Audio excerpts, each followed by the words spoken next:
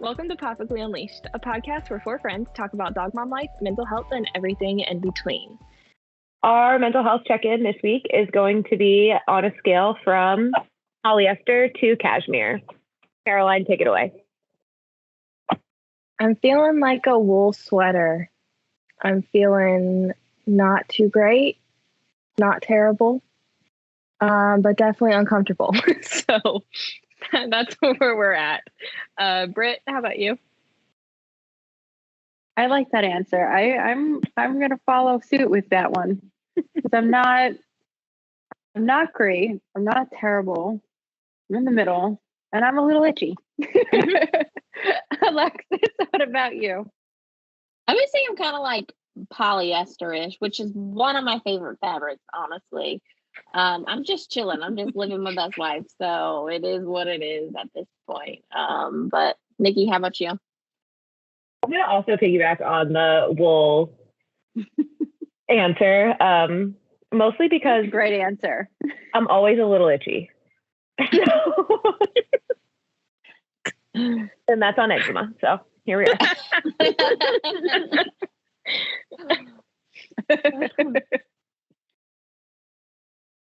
So we left off last episode with the question, what is our worst brand deal? Which goes into our topic today, which is what does it look like working with brands as a content creator? We all have a lot of experience, good and bad. So we just want to kind of share with y'all those things that we've experienced. Brittney, what has been your worst brand deal? What's been your worst experience? Putting you on the spot. I have to just pick one? Pick one. Let's go with my latest fiasco of I was working with a business. I loved their stuff. I spent over just so that everybody knows, this was an ambassadorship. It was not a paid partnership. It was an ambassador. So with ambassadors, you get a discount code. You don't really get anything for free. So I spent a pretty penny on the gear that I put all of my dogs in, that I trusted, to the point that my husband was like, why do we have so many collars and leashes? Like, can we donate some? Because like we have 4 dogs. We don't need 70. Like there's no reason why they have multiple collars and leashes. The other day, I happened to be walking Ivy, and I got spooked because a dog off the leash came up up to us. Because I got spooked, Ivy reacted, didn't even pull that hard. The D-ring on the collar. If you don't know what a D-ring is, that's what you connect the leash to the collar. Broke. And when I say broke, it went straight. Like I've never seen a piece of metal do that. That's my worst nightmare. Mm-hmm. That is not the first of her products to break on me. I've had leashes break. Somehow Ivy got Quinn's thigh collar off and they absolutely destroyed it.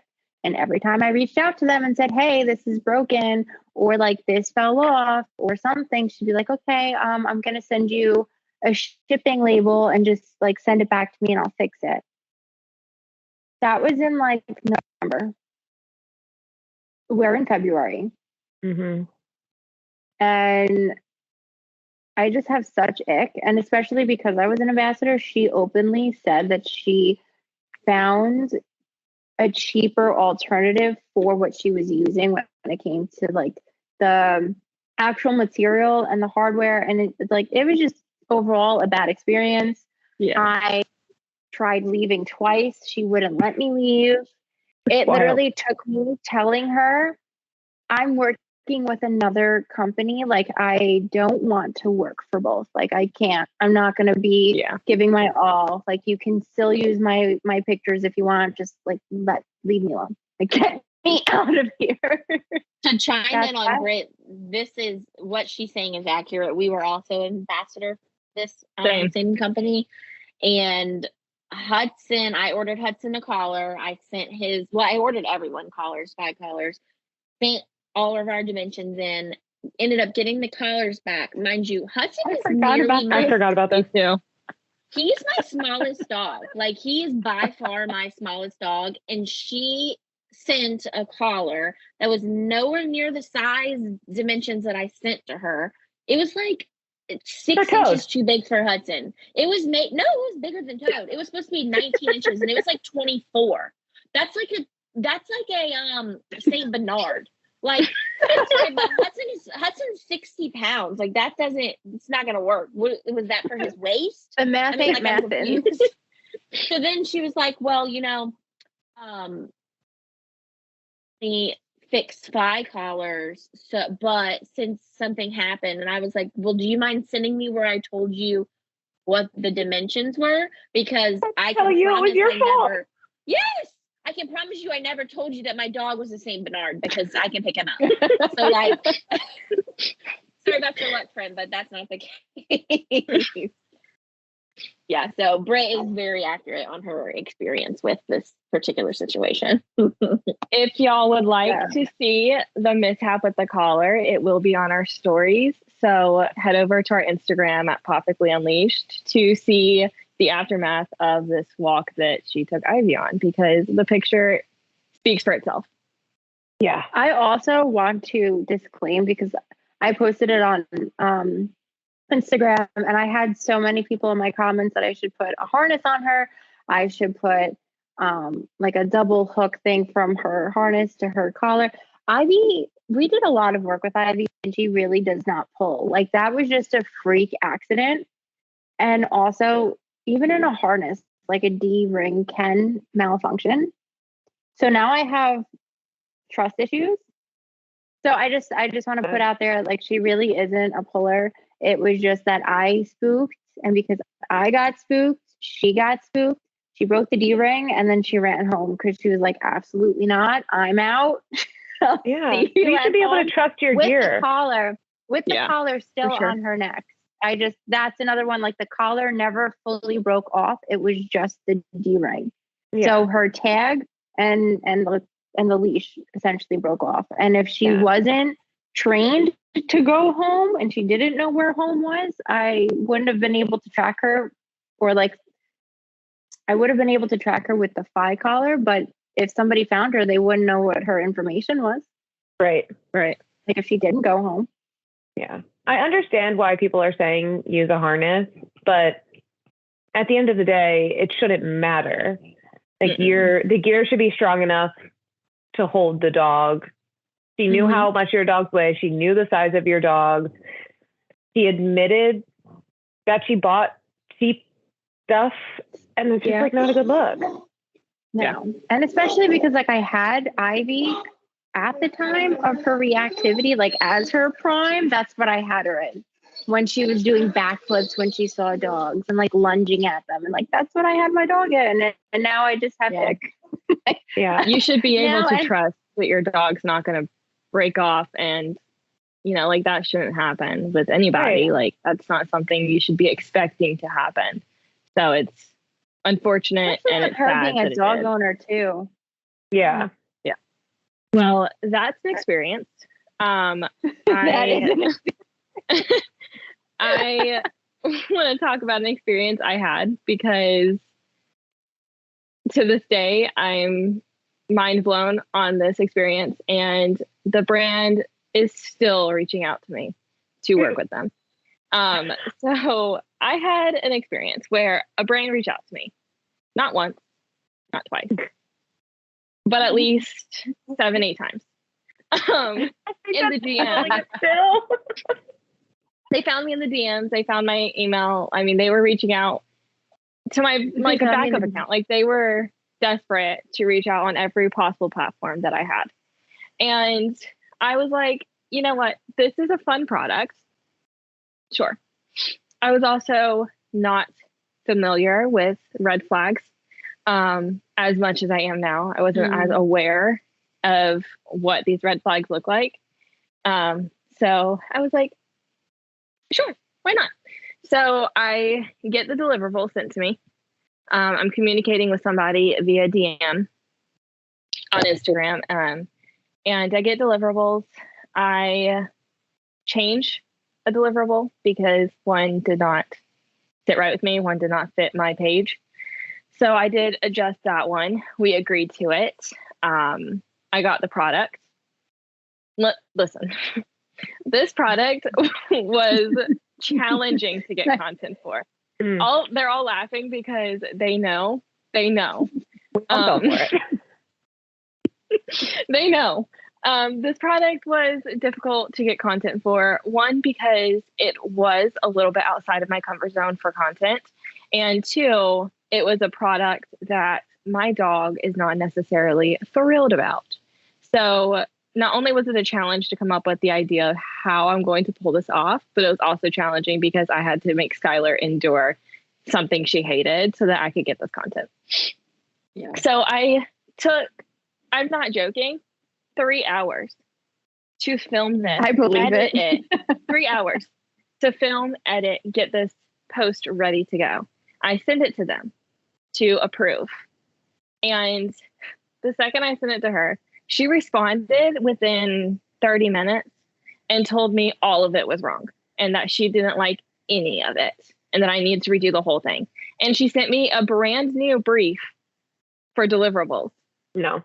And I was like, this is not what I signed on for. And listen, it was triggering because I was sitting outside and I was practicing grounding. I had my shoes off, my bare feet in the grass, enjoying time outside. It felt great outside. I was with my dogs and I get that message and I was like, are you kidding me?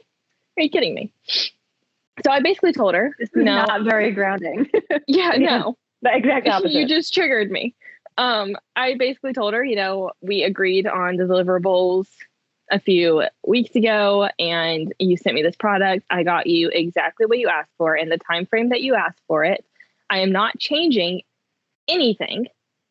If this is not what you want, I would be happy to send your product back to you if you will pay for it, because I'm not posting something that I'm not comfortable with posting. And I posted it with the idea that I'm comfortable posting this on my page. So, if we're not going to meet an agreement, I'll send it back. No problem. Because I'm not going to waste my time over something that is not even worth it. So she eventually agreed to be okay with the video that I had already produced. I submitted it, was like, kind of, farewell, I'm done. And the next day I got another message to collaborate with them. And I was like, jaw dropped. At that point, I called my sister and I said, you would benefit from this product more than I would. Do you want it? Because I don't want to see it in my house. And she was like, sure. I got rid of it. I was like, I can't handle seeing this product, thinking about this brand. Like, I can't. Needed to dig out. Not even joking. I got an email today, yesterday, and the day before asking to work with me. And I have declined every single one of them. And they continue in my DMs and in my email to ask to work with me. Leave me alone. Can we talk about how I'm pretty sure they were in everybody's messages, because they were in mine so many times. And because of Caroline's experience, I literally was like, absolutely not. And I said no to them very politely the first time, the second time, and the third time. The fourth time, I was like, I have short-haired dogs. This is not working for me. I don't need this. Stop harassing me. They had like a third party handling the collaborations. So it wasn't direct. They had no communication. Well, and have a third party working with you to collaborate with this like main brand, you typically would not reach out to the brand. You would only communicate through this third party. And I said, I am done. I am going straight to the source. So I ended up sending a long, lengthy, wordy email to this brand stating how disappointed I am and how they need to check their employees because they have left a bad taste. Because I no longer support their brand. I will no longer buy from their brand. I will no longer follow their brand. Like, I am cutting ties completely with this brand. And it sucks because the brand's actually good. Like, the actual brand itself has good the product. And so it's unfortunate, but I mean, I went straight to them and I was like, you need to do something because you're going to lose a lot of partners because of how you're handling. Did they respond? And like, yes, they did. And the response was, it was a good response, but nothing changed. Yeah, except they still reached out to you today. Yeah. So they didn't do like anything nothing. about it. They acknowledged, what I was saying, and they acknowledged that multiple people have said the same thing. They've acknowledged they've gotten multiple complaints, and they will take care of it. So, I will no longer support them. I don't want anything to do with their brand because they are clearly not making the necessary changes to, support their influencers, their content creators. And it's like, why do you want to work with somebody who doesn't care about you or what you're saying? So yeah, that was one of my experiences that was very negative. I know we've all had a lot of bad ones, but I also know we had a lot of good ones too. So that was just one of mine that will forever stay with me. And that taught me a lot about finding red flags and truly understanding who you're working with before you say yes. Yeah. Yes. I had an experience with a brand.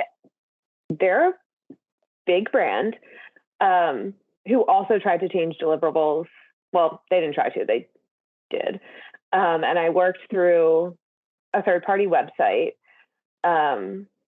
So I didn't really have a say in what was going on because they changed it on their end, on the back end. So it then looked like the deliverables had been that the whole time when I know that they weren't. So long story short, they reached out to do a video. I agreed. It was great. I was very excited about it. They wanted to promote it in October. And so I think it is. It's not, but that's next. I used October things in my content. They were October themed, and I submitted it. And meanwhile, this was happening in August. So the fact that they wanted it in October to promote in October made sense. So, and I love October. So I was obviously already decorated in August. So I remember that. Yeah. Why do I have it? Yeah. So I made a video. I was super excited. It was one of my first big brand deals. Like, this is a household name. People know it. And I submitted the video, was super excited. They messaged back and said, we absolutely love it, but we decided that we want to run the ad all year. Can you remove the themed products? And I was flabbergasted because the products were in every shot of the video. Not their products, the October themed things were in every shot of the video. The props. So I messaged them back and said, I guess I'll reshoot the whole thing. And probably, let's preface by, I should have answered that way at all. But I was mad. I was very mad. And I did, and it was fine. And it didn't end up being the end of the world because they're such a big brand, because they are a household name. I told myself to let it go because I wanted to potentially get my foot in the door with other brands like this. You wanted it on your resume. Exactly. And I wanted them to be happy with the content that I put out in the event that anyone asked them about me. So I redid it. It was fine. I got it back to them within 36 hours. It was great. I posted it. They loved it. They're still running it as ads. Very weird. But it doesn't sit well with me when brands aren't open about what they want, or they have an idea and they're not articulating it well, or they just straight up change. Like, there's no communication. There's no communication. What they should have done was actually don't submit your stuff yet. We're still working that stuff out. Yeah, or just a blanket, no seasonally themed items, because we may want to extend it if we are happy with the content, which on one hand, it's so wonderful that they were so happy with the content that they decided that they wanted to run it for 12 months instead of 1 month. Wonderful. But it just was annoying and it felt bad. It was my first big one, and I was super excited about it. And I just was like, oh man. That wasn't even the one that I was planning on talking about. It just reminded me when Caroline was talking about the deliverables. The one that Britt was referring to is a toy brand. We both had a bad experience with this one. And let me preface this. Go ahead. Sorry. No, go ahead. I was going to say the point that I got the head of Aspire involved because I was so like, I produced I produced what they asked. I did everything that they wanted. I gave all the deliverables and I submitted everything. And then I was before you did. And I was supposed to post like the following week. So I'm like, okay, great. I'm emailing the girl. The girl's like, okay, I need you to hold. I'm like, okay. And like, that was a pretty penny. And like, I was going to use it for something. So now I'm banking on this money that now they're holding off with my content. Like they created and everything like in their hands, and I'm not getting paid. Because you only get paid after you post. So back up. I do want to say I really liked this product. I really liked the product. It was a good product. Still use it. It was great. It's a great idea. It's nothing like I've ever seen on the market for dog toys before. So I was very excited about it. It was so strange. We found it on a website. We both applied. I submitted, got approved, emailed our contact and said, I'm going to post today. Maybe the difference is that I didn't ask, but she gave me the go ahead. I posted. Well, she told me when it got approved, she's like, don't post until I tell you. And I'm like, okay. And Britt's stuff has been approved a couple of days, maybe even a week before mine. So I went ahead and posted, and then I followed up per our contract. We were supposed to get paid 7 days after posting. I followed up about 14 days later and said, hey, just following up, is this going to happen or what's going on? And they hit me with we need a W-9 and an invoice. And I was like, we already signed a contract. This is not, but fine. You know what I just realized? What? You know what I just realized? I still didn't get paid. No, you didn't. It's been 3 months now, guys. So I just realized if you're actually watching and you're seeing our facial expressions, that's where my facial expression just went. So yeah, neither of us have gotten paid yet. I basically emailed them. I was like, it's like, the website's asking like why I haven't posted. Like, I don't want a bad review on that website because like this is where I get a lot of my stuff from. Yeah. And like I don't want to look bad. And then the girl was like, oh, like no, like we're the ones that write you the review. You're fine. Don't worry about it. I linked in like the corporate manager. The corporate manager said, hey, I'm so sorry for the delay. The company did not release funds to us.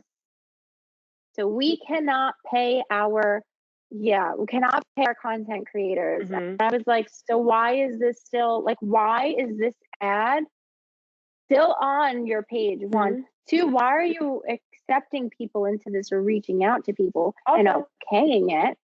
You're using my content. So I had already posted at this point. Britt sent me a screenshot of the email that she got. So my content, because they didn't even tell you. They didn't tell me. They didn't have the money. Nobody told me. Crazy. Not only did they asked me to post as a collaborator with them. Fine, that's fine. But then they took screenshots of my video and posted them as still images on their feed without tagging me. That's really cringe. Taking extra content I did not give them for content they have not paid for yet. That was previously supposed to be a paid campaign for very specific deliverables to use in very specific way. And we still haven't got paid. It's crazy. I'm about to hit him with a late fee. Absurd. I hit him with the late fee. Yeah. Like after we get off this, I'm actually going to follow up with my email again. Because they told me once everything's in, they literally were like, you can post on this day. Actually send me your invoice and your W-9 today. So when it goes, we can get that money to you. I posted like 2 months ago. Yeah. It's been too long. That's crazy. And I think that they're a startup. I think they're a new company. So, but like this is not an excuse for what they did at all. To do it. But like, you need to have your ducks in a row before. Still up there. And right. And why did you come out? Like, gifted is an option. People will do gifted. I mean, I probably would not have, but that's on me. But people would have. You could have just supplied the product and gotten content for your page. You didn't have to meet me where I wanted you to meet me. Right. For the content that I was producing. Then just say you can't. Yeah. I didn't pressure you. You asked me for my rates. I sent them and you said yes.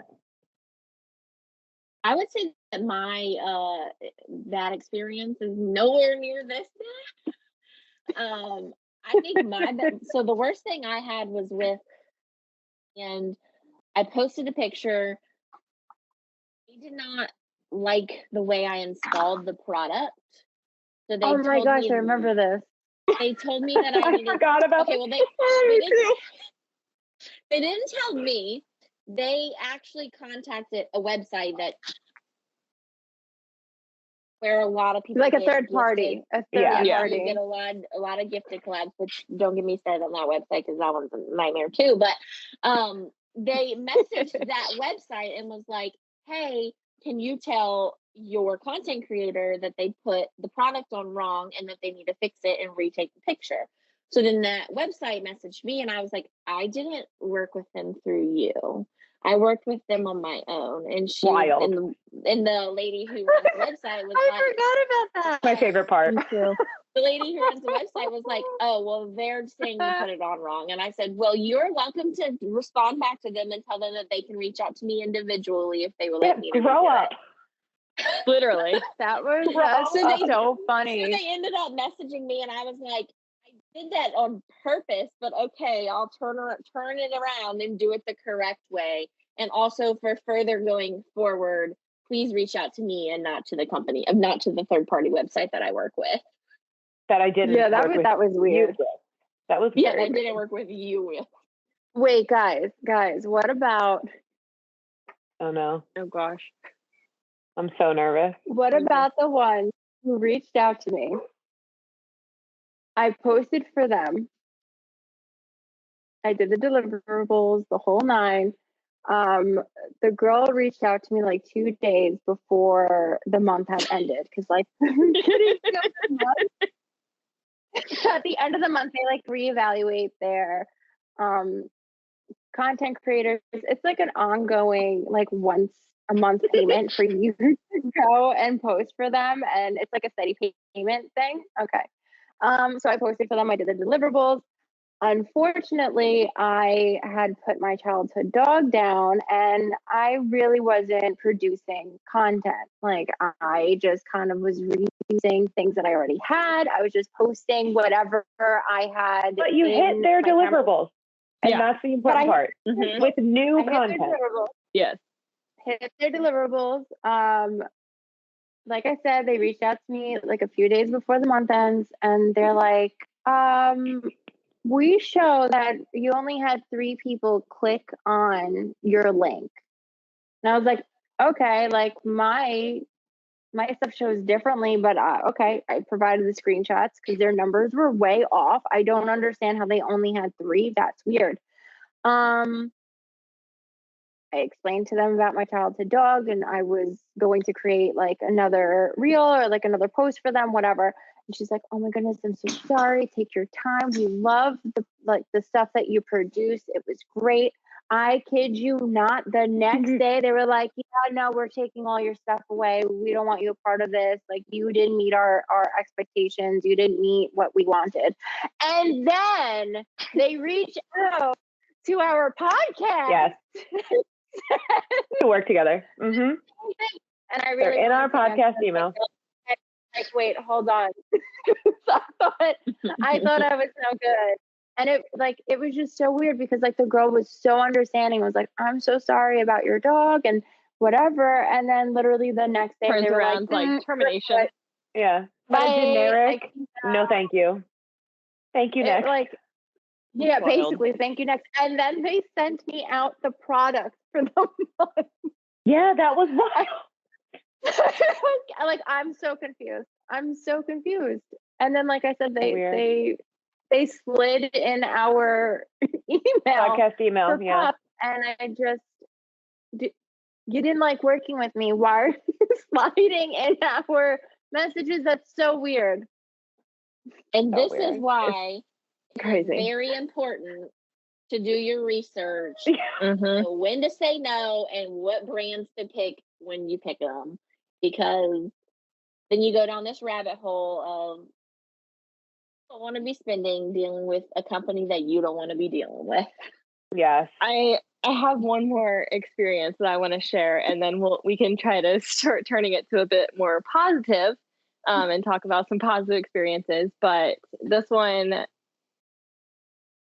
I almost didn't believe it was real. And I texted Nikki and I was like, do you have time to call me? Because I don't know what to do about this situation. One that I'm thinking of.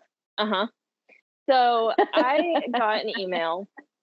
And listen, when a brand reaches out and they are very specific on why they like your content and they make it very personal, it means so much more. Yeah. And I know like when we reach out to brands, when it's just generic, it's not, you don't connect with it. So this was a very personalized email specifically to me and why they liked my content and why we would be a good fit for a collaboration. And I was like, wow, I like this so much. Like, this is great. So I responded back, with a really appreciate this.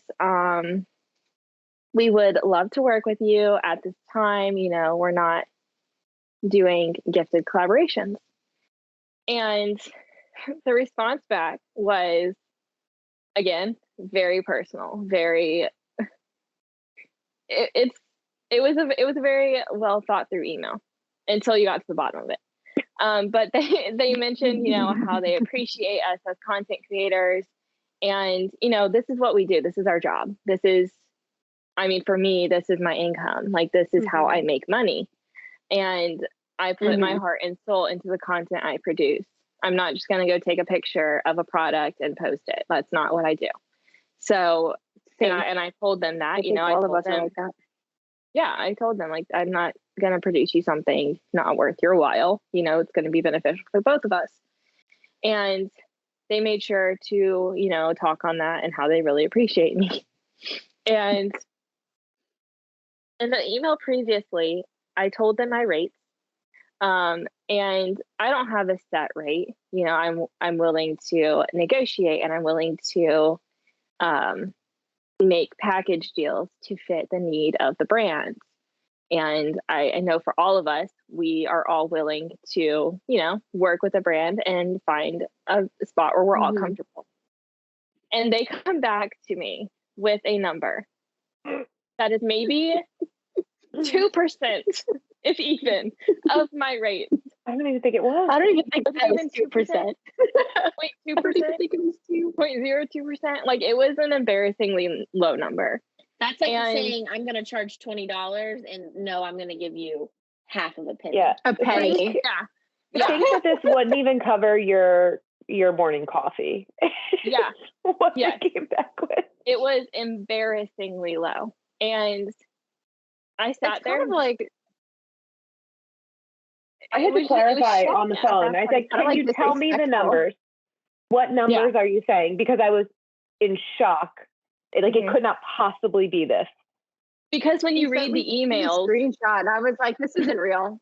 I told Brittney, I think it's like a hot minute to answer because I was like, that's not real. Yeah, like it didn't seem right. It didn't seem real. And when you read the entire email, you're like, this is a promising collaboration. This is a promising partnership. And they wanted a long-term partnership. They wanted a continuous partnership without even working with me the first time. So it means they already trusted me before we went into this. So it was like very promising. And then you get to the very bottom, and they also like worded things in a very clever way to make it sound more appealing. And so I didn't know what to say. I sat there with that email looking at it, mind blown for like a solid 30 minutes. Just like, what do I do with this? So I kind of came up with what I wanted to say. And then I said, you know what? I'm going to call someone who's way better at this than me. So got Nikki on the phone. We talked about it. She clarified probably 10 times until we finally got to, yes, this is really what they said. Like, here's the screenshot. This is what they believe said. It. Yeah. And I still don't believe back, you know, would love to hop on a call with you so that we can discuss this in a beneficial way. So it's not just emailing back and forth because I'm sorry, what? I didn't get a response.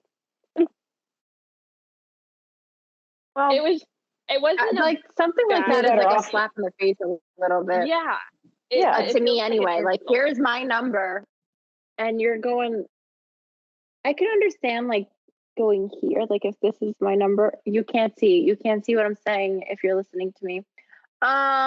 You understand negotiating. This was not negotiating. No. This was someone saying, I want to take you to the nicest steakhouse you've ever been to. And then you pull up at McDonald's. Yeah. Like this was, and let's like, I love McDonald's. To be fair, I love McDonald's. Love McDonald's. But imagine you got all dressed up, you put your best foot forward, and then you get to the Golden Arches when you are expecting to get to that steakhouse. Yeah, it was insulting, and I just felt very confused because I was like, this felt good, I like it felt good, and then like that happened, and I was like, okay, that's fine. And in those situations, like that doesn't turn me away from the brand. That just makes me know that like, okay, this is not the brand for me. And there's been many situations like that where just because it's a good brand doesn't always mean you have to say yes to everything. Doesn't mean you have to agree to work with somebody. Yeah. And this in this is one situation, of those situations. I think because you already liked the brand, it was a good brand. In this situation, I think what they should have done was then tried to go gifted. I think that would have been a better, you probably still would not have worked with them, but I would be much more open to a brand telling me they've maxed out their budget, they don't have a budget, whatever. And would you be interested in doing a gifted collaboration for maybe less deliverables or no usage on their side or things like that? And I would be much more into that, especially if I already know and like the product. Right. Because if it's something that I already know, if it's something that I already buy, I'm probably going to take that gift. And for any brand listening, I mean, here's some insider scoop into the way that I work in my brain. I am going to bust my butt to try and get good content on that gifted collab because I already use the product. I already like the product. I already believe in the product. Probably my following already knows I use the product. So it's not going to feel salesy in hopes that when your marketing budget replenishes, you're going to want to work with me again. You want to work with me. You already like my content, and you're going to be more inclined to come back and say, those rates that you told me about before, we'd love to pay you for that video that you posted for us to run it as an ad. And that's the way that my brain works. So I know that we're talking a lot about getting paid, and that's wonderful, and that's the dream, and that's the goal most of the time. But I'm also not always going to say no to a gifted collab. Now, if you're a brand and you're trying to give me something that I'm not using, or you're trying to give me something for a large dog when I have medium dogs, or a senior dog when my dogs are 1 and 3, or like, I'm not going to take it. I'm going to say no. But if it's a product that I'm already using and I'm paying out of pocket for, I'm going to get it for free. And I think that's really important, because you want to be authentic to your brand. You want to be authentic to your page. And by saying no to things that aren't authentic to you, it benefits you and the brand. You know, like if I work with a brand that I don't connect with, the products that I'm trying to promote feel very forced into what I'm doing. Yeah. And that's not beneficial to me or to the brand, because my audience might not trust what I'm saying at that point, which could, lose that credibility, as well as the brand's not getting what they truly want. Yeah. Quick disclaimer, there was an error in the rest of our recording, so you will not be able to see our faces for the remaining of this episode, but you will be able to hear our voices. All right, so now that we spoke about some of the not so great things about brands, let's talk about some of the positive ones, such as I haven't had to buy a treat in the last year. I feel that, like, to an extent with treats, but also food. Lester and Ella, the food that I used to feed them would literally cost me like $150 a month for the 2 of them, and now it's completely paid for. So that's one of my favorite things that I've been able to do with having our platform and working with different brands. I agree on both of those things. We have too many cabinets full of treats that I try and give them to anyone that comes over. We had someone coming over looking to fix a leak, and I'm like, oh, by the way, you know how you have 2 dogs? Here you go. And send them home with like 30 bags of treats.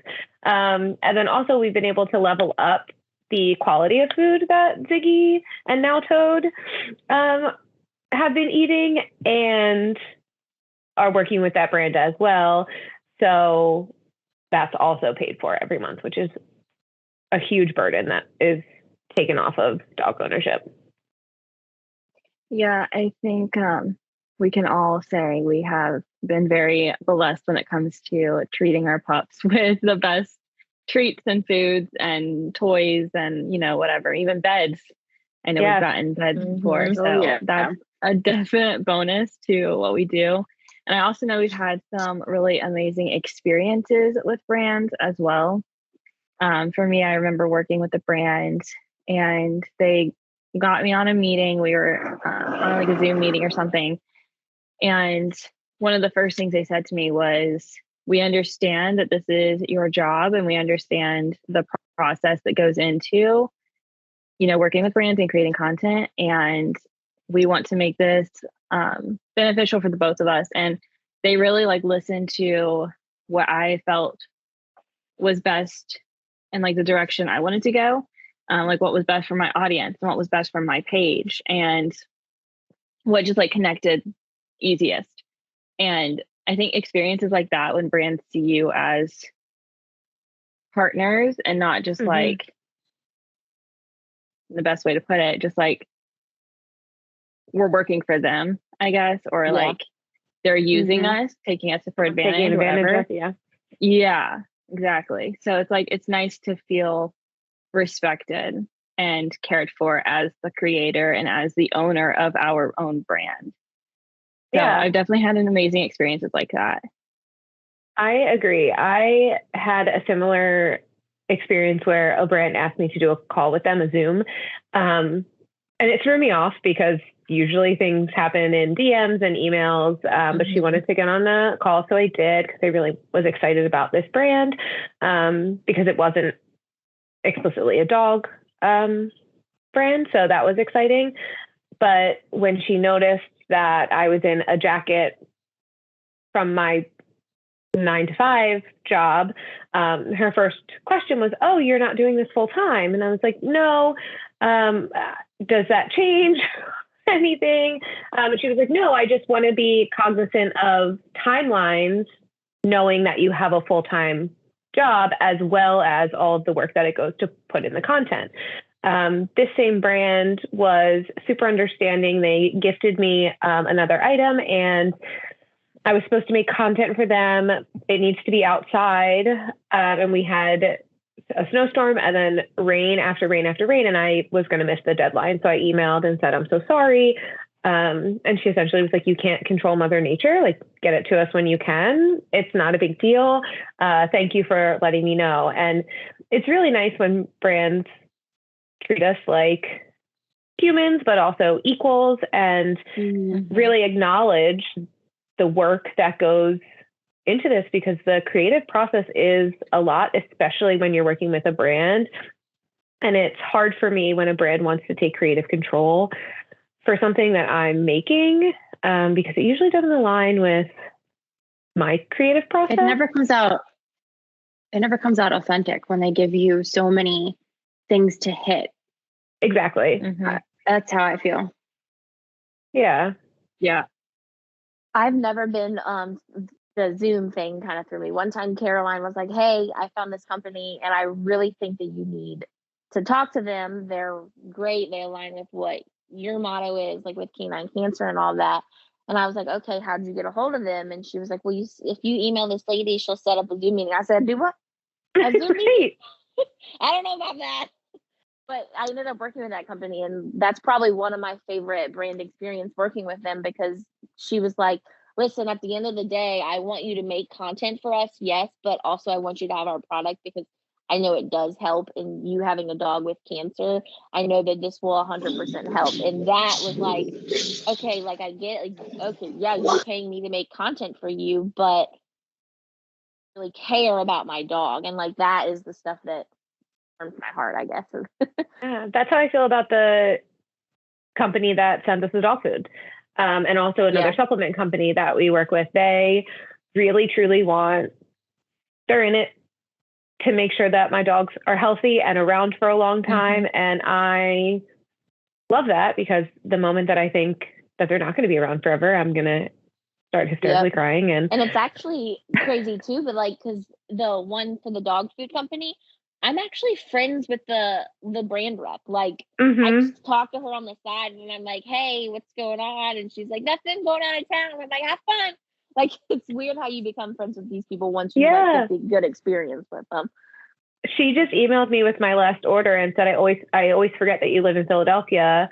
She has like a connection here that she comes to see every once in a while. And it was like, we need to meet up next time. I'm there if you would want to. And I was like, this is so exciting. I absolutely would love that. And when I went up to PA last weekend, she was like, where are you going to be? Oh, that's 2 hours. If I'm in town, I'll let you know. I always forget they're in Jersey. Yeah. I think also, I think it's funny about the like meetings. I prefer to meet face to face with a brand. If I can get them on a meeting, I will get them on a meeting, because when you look someone in the eye and you're like, this is my job, respect me. They respect you. Like you can't really get out of it. But also having amazing brand experience is always a bonus, always a benefit, but also having a community of people who also work with that brand. I know, like for one brand, we work with, the community itself is like really helpful and supportive. And I know we all work with a brand, but me and Brittney are in a group with this brand's community, and a lot of the information they share and the things they discuss is like really helpful and informative, but we all connected through working with the brand. So not only is it great to have good brand experiences, but it's also really nice to have community experiences that have also worked with the brand. Yeah. So I actually just recently had a good experience with a brand. They reached out to me and they asked for my pricing, and it was a little steep for them, which I can respect, but it was the way that they responded to me, and like they saw me and they're like, we understand that this is your job and we really do appreciate like your work. We love it. Like buttering me up, if you want to say. Like, they really were like, this is great. Like, what you're doing is great. We love XYZ. And they were like, but this is our budget. Is this something that you could do? And I was like, you know what? I honestly appreciate that you took the time to look at my profile to say what it is that you liked out of my thing. Like, it wasn't just a generic thing. Mm-hmm. And I turned around, I was like, you know what? Yeah. Do I really need the product that you're asking me to sell? No. But I mean, I know a lot of my audience can use it. And I know that people can use it. And my husband's going to wind up using it. So, I was like, it's like little things like that when they actually, like how you guys all said, when they make you feel like they respect what you're doing and they're not just like, well, I can find another one of you, no problem. Right. I think, yeah, that's the bottom line is I want you to see me as a person, and I want you to respect what I'm doing. And I want you to acknowledge that this is hard, and especially with a dog. And I agree. I think I'm always going to throw my prices out there because I think it's worth a shot. But there are a lot of ways to make collaborations happen, not meeting my price tag if that's not something in your budget. But I do think that what Britt did is set up the relationship with this brand. They both acknowledge each other. And then in the future, should there be a marketing budget that meets your prices, they're way more likely to come back and say, hey, by the way, we have this budget now. I worked with a brand recently that I actually asked for more product in lieu of the low budget that they had.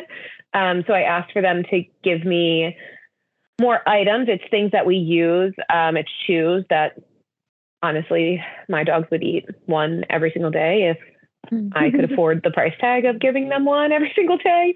So the fact that they were willing to send me a couple months worth of packed care packages of these chews, because I said, like, yeah, I'd still love to work with you, but honestly, this isn't really the budget, but would you, instead of just giving me the product that you want me to work with and then paying, would you keep the payment and give me more of your product instead? And which it worked out in my favor because probably the value of the product that they sent me was like 3 times the amount of cash that they wanted to give me.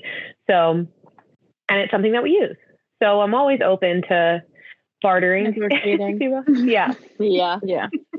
Negotiation is so important for sure. Mm-hmm. I did that also with one of our treats because Quinn really liked the treat. And I mean, they were offering to pay my fees, but to me, it just made sense for us to have a longer relationship than you just pay me for my thing and we walk away. They wound up sending me literally a big brown, like moving box full of treats. I was like, all right, this was not at all what I thought, but this was how many, like 3 months ago, and I'm still working through that box. Right. And mind you, she has shared, so. Yeah. I have. Sharing is caring. Yeah. And I think that, just to your point, it sets up the stage for a longer partnership. A one and done, and I've done those too, and that's fine.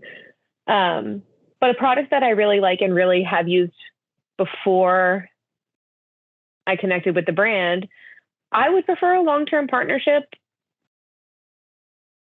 over a one-time payment. Because long-term, you're saving the money of it. Like exactly. If it's food, you're saving the money of it. Right. Treats, you're saving the money, like things to that nature. Exactly. Things like beds.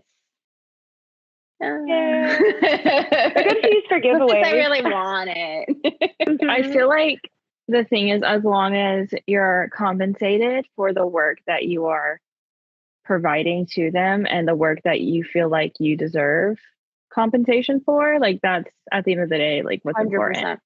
I think one of my first ones, which back to the compensation. So this particular dog bed is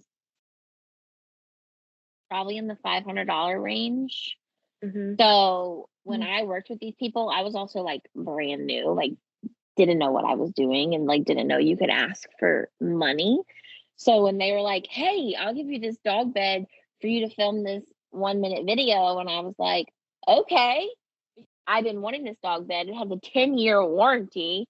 And so I just immediately was like, okay, and didn't even think that, hey, you could probably ask for money on top of it. But in the long run, if I have a dog bed for 10 years and I made a 1-minute video 10 years ago, I feel like it's pretty worth it. Yeah. As a reminder, we have an ebook out, The Social Blueprint. You can find it on Etsy. It goes into much more depth about all of this information, content creating, working with brands, etc. It has ways to contact us in there should you have any further questions that we don't answer in the book, or if you want us to help you individually with your content. So we're going to go into our questions to end up this podcast episode. The first question is, what time do you go to bed? Brittney? Ooh, all right. So it can go anywhere from 10:30 to about 12:31 a.m. Depends on the day. Alexis. It does depend on the day for you. You want me to go after you? Yes, I do. Mine ranges anywhere from like, and like late for me is 10. Like at 10, I'm going to be grouchy the next day and it's not going to be fun. So, Nikki, what about you? Alexis, it's bedtime is my dinner time. But her late bedtime is my early bedtime. So ideally, I'd like to be asleep by 10. If you ask my husband, he'll say you could tell time by the time that my eyes start to get heavy, which is 10:00 on the dot. So at 10 o'clock, don't ask me to do anything important after that. I cannot help you. But my toxic trait is that I will stay up scrolling social media until like 1 o'clock if you let me. I'm like a child. What about you, Caroline? It kind of depends on where I'm at in my routine. If I'm like on my routine, I am really good at going to bed at like 10:30. Which my routine and off routine is not really different because when I get on a schedule, I can't really get off of it. So as of right now, I cannot stay up past 11 without feeling like I'm going to pass out. I need to sleep. But I can stay out till 3 a.m. Like, don't put it past me. But like, know. Bedtime at the moment is around 11. The second question is, what have you been diagnosed with regarding mental health? Alexis, do you want to share that with us? Sure. I have been diagnosed with severe anxiety and depression. And I am medicated for both of those. Nikki, how about you? I have a diagnosis of generalized anxiety disorder and major depressive disorder. Super fun. I actually am not currently medicated for either. I'm working with my therapist, trying to figure out if that's sustainable for me. I have been medicated for both in the past. I'm not against medication. I just really was feeling like a zombie on my last one. So trying to figure out what my happy medium is. Britt, what about you? So I have been diagnosed with severe anxiety, depression, and ADHD. I am not taking any medications. We're trying the route of a service dog first. Caroline, you? I have been diagnosed with severe anxiety and depression as well. I also have really bad PTSD. Thanks for tuning into our podcast this week. We can't wait to talk to you next week. See you Monday. Bye. Bye. You can find us on Instagram at Pawfectly Unleashed. Head over there. Let us know what you want to hear. Ask us questions. Everything will stay anonymous, so no worries about that. You can stream our podcast at Pawfectly Unleashed on Spotify and YouTube, coming soon to Apple Podcasts.